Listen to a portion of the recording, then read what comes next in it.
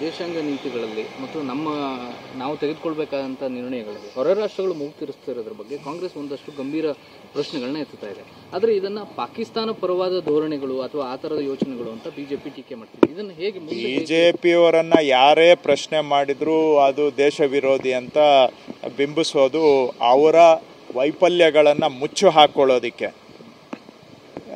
ಯಾರೇ ಪ್ರಶ್ನೆ ಮಾಡಿದ್ರು ಅವರನ್ನು ದೇಶ ವಿರೋಧಿಗಳು ಅಂತ ಬ್ರ್ಯಾಂಡ್ ಮಾಡೋದನ್ನ ಅವರು ಅಭ್ಯಾಸ ಮಾಡ್ಕೊಂಡಿದ್ದಾರೆ. ಆದರೆ ನಾವು ಎತ್ತಿರುವಂಥ ಪ್ರಶ್ನೆ, ಇವತ್ತು ಅಮೆರಿಕ ಅಧ್ಯಕ್ಷರು ಹೇಳಿದ್ದಾರೆ, ನಾವು ಮಧ್ಯಪ್ರವೇಶ ಮಾಡಿ ಭಾರತವನ್ನು ಹಿಂದಕ್ಕೆ ಸರಿಸಿದ್ದೇವೆ ಯುದ್ಧ ಕದನ ವಿರಾಮದ ಕಡೆಗೆ ಅಂತ ಅವರು ಹೇಳ್ತಾ ಇದ್ದಾರೆ. ಇನ್ನೊಂದು ಕಡೆ ಪಾಕಿಸ್ತಾನದವರು ನಾವು ಗೆದ್ದಿದ್ದೀವಿ ಅನ್ನೋ ಥರ ಸೆಲೆಬ್ರೇಟ್ ಮಾಡ್ಕೋತಾ ಇದ್ದಾರೆ. ನಾವು ಕೇಳೋದು ಇಷ್ಟೇ, ನಾವು ಪಾಕಿಸ್ತಾನಕ್ಕೆ ಇನ್ನೊಂದು ಬಾರಿ ಭಾರತದ ಆಂತರಿಕ ವಿಷಯದಲ್ಲಿ ಮೂಗು ತೂರಿಸದ ಹಾಗೆ ಮತ್ತೊಮ್ಮೆ ಸರ್ ನನ್ನ ರೆಸಿಗ್ನೇಷನ್ ಯಾಕೆ ಸರ್? ನಾನೇ ಜಾಬ್ಸ್ ನ ಕ್ರಿಯೇಟ್ ಮಾಡಿ ಬಾಸ್ ಆಗ್ಬೇಕು ಅಂತಿದ್ದೀನಿ. ಹೇಗೆ? Boss Vala B the boss. ಭಯೋತ್ಪಾದನೆಯ ದುಸ್ಸಾಹಸ ಮಾಡಬಾರದು ಅನ್ನುವಂಥ ಪಾಠ ಕಲಿಸ್ಬೇಕು ಅಂತ ಕದನ ಆರಂಭ ಮಾಡಿದ್ದು. ಆ ಗುರಿ ಈಡೇರಿದೆಯಾ ಅಂತ ನಾವು ಪ್ರಶ್ನೆ ಕೇಳ್ತಾ ಇದ್ದೇವೆ. ಅದು ದೇಶದ ಹಿತದೃಷ್ಟಿಯಿಂದ ದೇಶದ ಸಾರ್ವಭೌಮತೆಯ ಬಗ್ಗೆ ನಾವು ಪ್ರಶ್ನೆ ಕೇಳುವಾಗ ನಮ್ಮ ಬಾಯಿ ಮುಚ್ಚೋದಕ್ಕೆ ಅವರು ಈ ರೀತಿಯಾದಂಥ ಆರೋಪ ಮಾಡ್ತಾರೆ. ಈಗ ಅವರು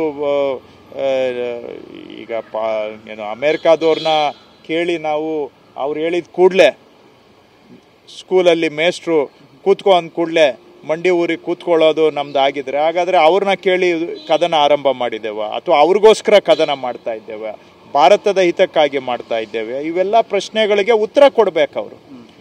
ಅಮೆರಿಕ ಹೇಳಿರೋದನ್ನ ಇಲ್ಲಿವರೆಗೂ ಇವರು ಅಲ್ಲಗೆಳೆದಿಲ್ಲ. ಜೊತೆಗೆ ಇನ್ನೊಂದು ಏನಾಗಿದೆ, ಕಾಶ್ಮೀರ ಭಾರತದ ಭಾಗ, ಅವಿಭಾಜ್ಯ ಅಂಗ. ನೀವು ಅಖಂಡ ಭಾರತ ಅಂತ ಮಾತಾಡ್ತೀರಿ, ಕಾಶ್ಮೀರ ಭಾರತದ ಭಾಗ ಆಗಿರೋವಾಗ ಈಗ ಅಮೆರಿಕ ಹೇಳ್ತಾ ಇದೆ ಕಾಶ್ಮೀರ ಇಶ್ಯೂನು ಡಿಸ್ಕಸ್ ಮಾಡೋಣ ಅಂತ. ಕಾಶ್ಮೀರಲ್ಲಿ ಡಿಸ್ಕಸ್ ಮಾಡೋಕ್ಕೆ ಏನಿದೆ? ಈಗ ಕಾಶ್ಮೀರ ಇಂಡಿಯಾ ಭಾಗ ಹೌದಾ ಅಲ್ವಾ ಅನ್ನೋದನ್ನ ನೀವು ಚರ್ಚೆ ಮಾಡಕ್ಕೆ ಹೊರಟಿದ್ದೀರ ಹಾಗಾದ್ರೆ. ಸೊ ಏನು ಇದೆಲ್ಲ ಮಾಡಿ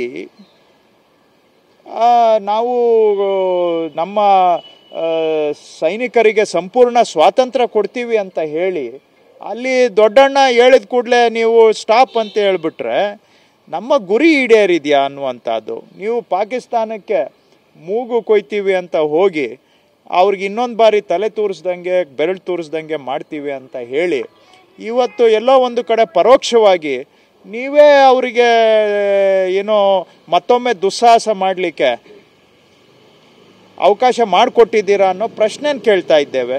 ಇದಕ್ಕೆ ಉತ್ತರ ಕೊಡೋದು ಬಿಟ್ಬಿಟ್ಟು ಅವರು ನಮ್ಮನ್ನು ಏನು ಬೇಕಾದರೂ ದೂಷಣೆ ಮಾಡಲಿ, ದೇಶಕ್ಕೆ ಈ ಪ್ರಶ್ನೆಗಳಿಗೆ ಉತ್ತರ ಕೊಡಿ ಅಂತ ನಾವು ಕೇಳ್ತಾ ಇದ್ದೇವೆ.